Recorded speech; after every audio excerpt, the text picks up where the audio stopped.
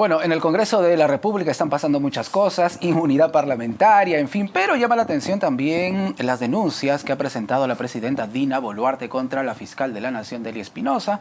Lo estamos analizando aquí en Prueba de Fuego. Soy Jorge Rodríguez, me acompaña el parlamentario Edwin Martínez. Bienvenido a RPP Congreso. Muchas gracias. ¿Cómo observa la respuesta de la presidenta Dina Boluarte? Claro, llegaron 5 denuncias constitucionales al Parlamento contra la presidenta en menos de, ¿cuánto? 48 horas. Y ella ha respondido diciendo, fiscal de la Nación, te voy a denunciar. Bueno, hay algunos que buscan defensa en el ataque, ¿no? Y creo que es la percepción más errónea de una verdadera defensa. Hay que saber asimilar. Si es que se la va a investigar, que se la investigue. Si se le va a tener que abrir algún proceso, que se le abra. Nadie debe creer que tiene corona por encima de los demás. Aquel que ha incumplido con las normas, con las leyes, tiene que ser juzgado, así de simple. Pero ¿le sorprendió que llegaran en 48 horas, un lapso relativamente corto, 5 denuncias constitucionales en contra de la presidenta? Es que hay cierta desesperación por parte de la fiscal en querer dañar imágenes para que cuando alguien se atreva a digamos, crear una denuncia constitucional contra ella, no tenga la posibilidad, digamos, de poder fundamentar esa denuncia, porque ella va a decir, o sea, me están atacando, ¿no? Por el hecho de que yo he hecho una denuncia constitucional contra tal persona. Y esa es la victimización del atacante. O sea, yo ataco y al final me victimizo. Es lo que ha sucedido en los conflictos sociales y en muchas hipótesis más que se han dado en el país. Estamos hablando entonces de un dame que te doy por parte de ambas partes. Claro. El Ejecutivo y el Ministerio Público. Ambos se atacan y luego se victimizan como una protección, como una coraza. Cuando aquí no debemos perder el tiempo en ataque y contraataque, sino solucionar el problema por el cual está atravesando el país. Es una grave crisis de inseguridad que ya no la soporta el pueblo. Sí. Entonces, en vez de estar de pelea en pelea, hoy debe abocarse la presidenta a conducir de una forma más estratégica el tema de la lucha contra la criminalidad y el tema de la fiscalía, ponerse a disposición para poder de inmediato hacer los términos que se tengan que hacer legalmente para procesar a los inculpados en crímenes y en todo lo demás, ponerlos en posición del Poder Judicial y el Poder Judicial en un brevísimo plazo inmediatamente sentenciar. Yo creo que este tipo de procesos tienen que ser sumarísimos. Si no, acelerados, rápido. Sí.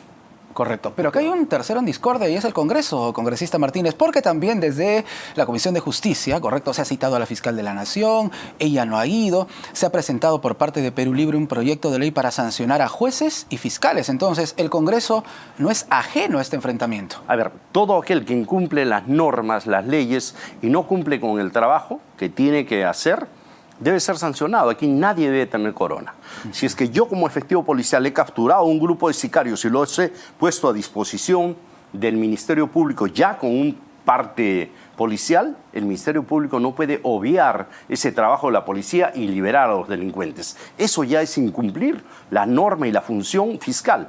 Y si un fiscal entrega en proceso al Poder Judicial ya para sentencia a un sicario, a un extorsionador, el juez no debe temblarle la mano y de inmediato sentenciar. Porque si no, contra nada sería el trabajo de la policía, de la fiscalía, si no va a cumplir el Poder Judicial. O contra nada sería el trabajo de la policía si el fiscal no hace su trabajo, ¿no? Aquí tienen que trabajar en cadena, pero esa cadena que produzca seguridad y garantice la paz pública en la sociedad. Sin embargo, el Ministerio Público, y acabamos de conversar con Víctor Cubas hace unos instantes, el vocero del Ministerio Público señala que lo que buscaría el Congreso es tratar políticamente este tipo de sanciones. ¿Qué responderle? No. Lo que se tiene que hacer es evitar la politización de la justicia. Aquí el Ministerio Público se ha abocado simplemente a hacer una cacería de políticos, pero el sicario, el extorsionador, sigue libre. Está feliz y contento. ¿Por qué? Porque tenemos una fiscalía solamente abocada a atrapar políticos. Entonces los políticos tienen que trabajar con tal probidad que no entretengan el trabajo fiscal para que el fiscal se encargue realmente de luchar en un trabajo legal, jurídico, contra el delincuente. Claro, porque aquí hablamos de una responsabilidad también de esos políticos, correcto, que están inmersos en investigaciones. Definitivamente, por eso la labor de un político debe ser con probidad, con ética, con decencia, de tal manera que, vuelvo a repetir, ni la policía ni el Ministerio Público pierdan el tiempo investigando a los políticos. El político es aquel que tiene una visión diferente de lo que es la concepción política, social, económica de un país y ofrece alternativas de cambio. Y no ofrece lo que hoy ofrecemos muchos, ¿no? Que simplemente es una mediocridad tremenda en el hacer político. Ya que hablamos de la presidenta Dina Boluarte, viene causando malestar en la ciudadanía que se trabaje con tanto secretismo esto del supuesto aumento, ¿no?, a la presidenta, que pasaría de ganar cerca de 15 o 16 mil, nada más ni nada menos que a 35 mil. El premier Eduardo Arana ha dicho que esa información es confidencial. ¿Cómo lo toma? Yo sigo pensando que esto nada más es una cortina de humo.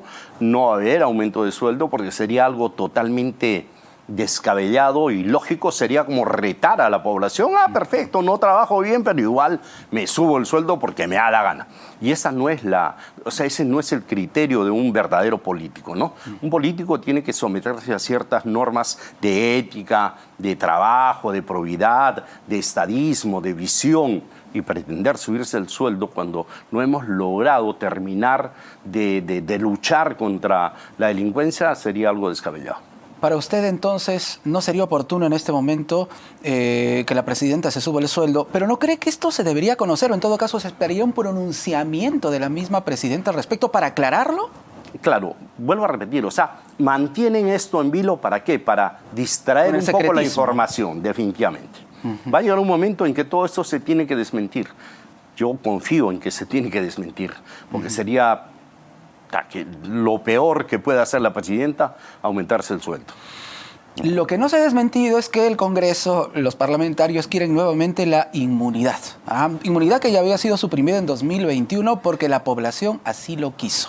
¿Qué opina usted? Y yo creo que el político que realmente está seguro de que va a trabajar con, vuelvo a repetir mucho la frase, con ética, con honestidad, con ese afán desmesurado, diría yo, de querer cambiar la situación del país, no tiene por qué tenerle miedo a la justicia, ¿no? Quien nada debe, nada teme. Entonces, ¿para qué ponerte una sobreprotección que no la tienen los demás? Un alcalde trabaja y si comete un error en la función pública es denunciado, un gobernador regional de igual manera, un ciudadano común y corriente de igual manera. Los congresistas somos ciudadanos y políticos comunes y corrientes, no tenemos por qué tener una coraza que nos proteja. Por lo tanto, ese proyecto de ley es inviable, no debe ir, ha pasado la comisión, pero debe quedar ahí. Para usted, si el tema va a ir al Pleno, obviamente, se necesitan 2 legislaturas con 87 votos. ¿Usted votaría en contra del retorno de la inmunidad? Definitivamente. Ya voté cuando hay ciertas cosas que buscarían alguna protección al Congreso de la República, yo siempre voto en contra.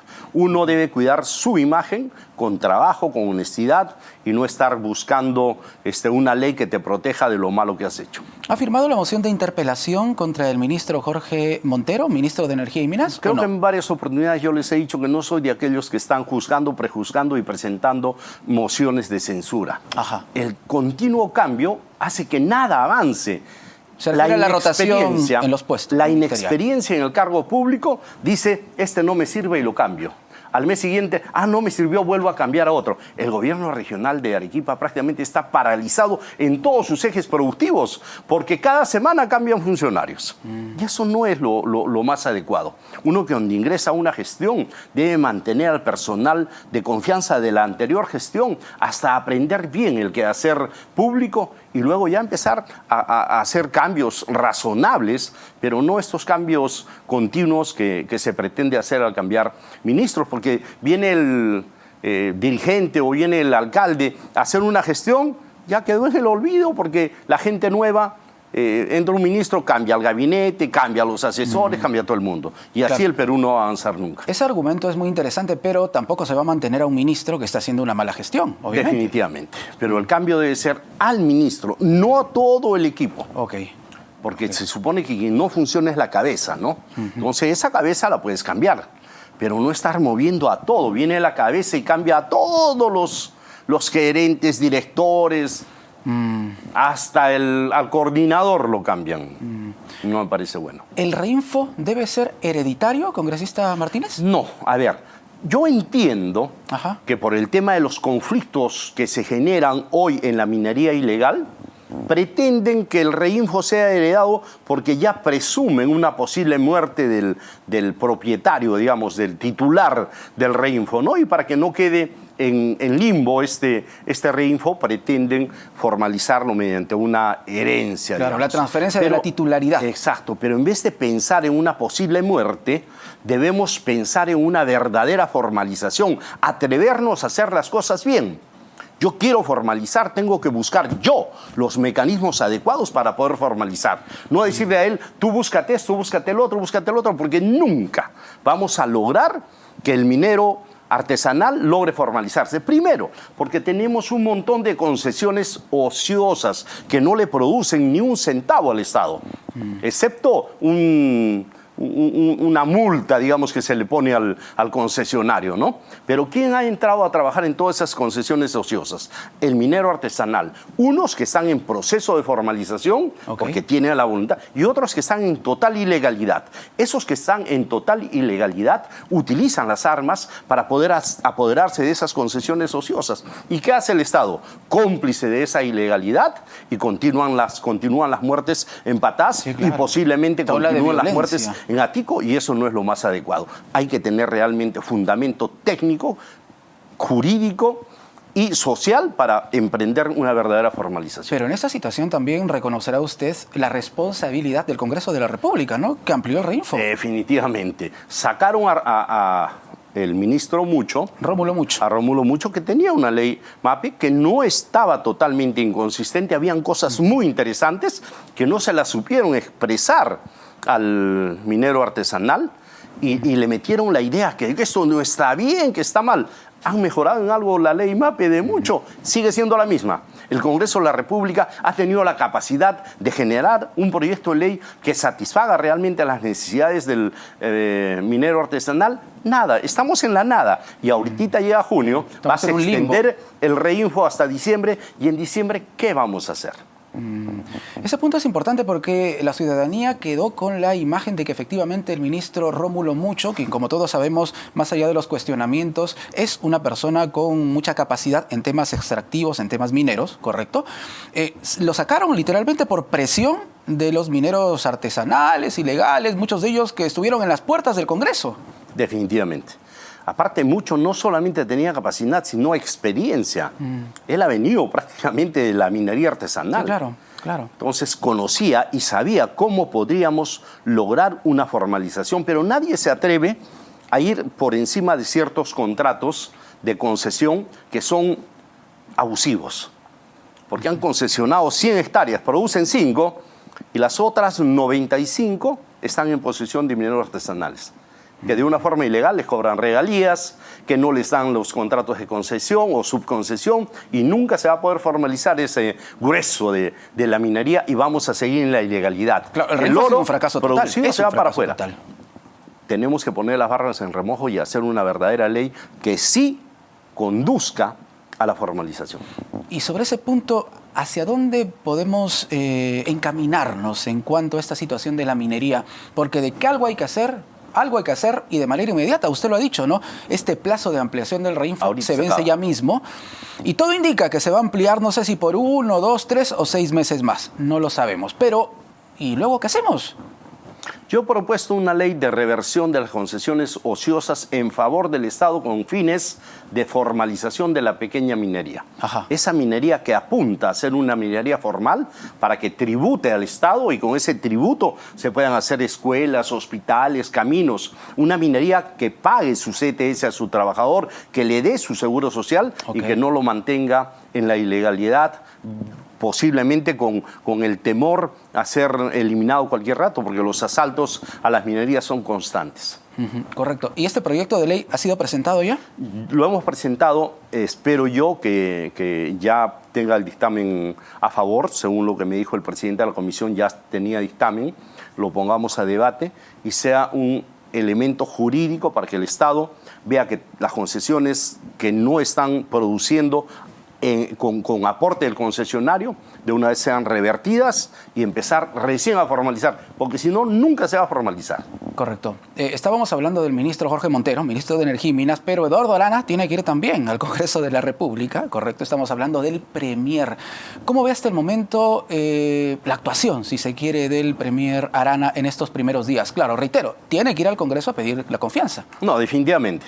A ver, en el Ministerio de Justicia, si bien es cierto, ha tenido una función no muy expectante, porque es un trabajo casi silencioso no ha sido que muy realiza, visible. pero como Premier está tomando alternativas que son netamente positivas. Por ejemplo, en el tema de la lucha contra la criminalidad, tenemos un nuevo ministro del Interior que Carlos creo Malaver. que tiene cierta experiencia y eso le va a dar la semblanza suficiente como para poder adoptar medidas a corto, mediano y largo plazo. ¿El corto plazo qué es?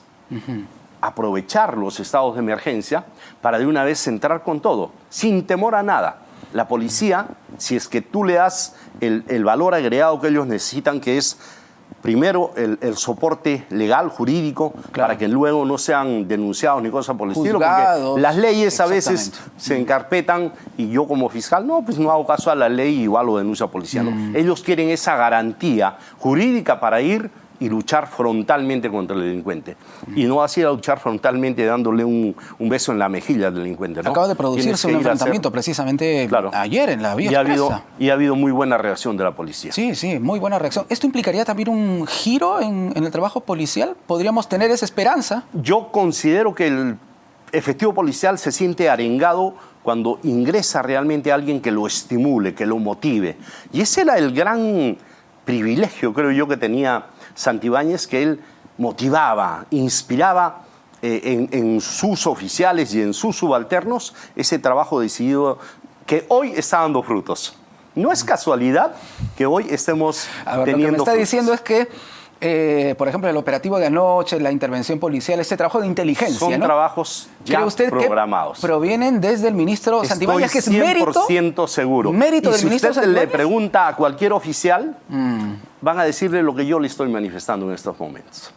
Se sembró algo que hoy estamos viendo reflejado en la actitud, sobre todo, de la policía. Antes, todos estaban metidos en el celular. Las señoritas estaban encima de su moto con el celular. Ahora no, están parando carros, pidiendo documentos, o están que patrullan. Es una actitud diferente. Usted ha sido uno de los férreos defensores de la gestión del exministro Santibáñez. De Santibáñez, sí. ¿Por qué? Porque considero que, primero, ha sido un hombre que sí ha revalorado al policía, porque al policía le han dado de alma.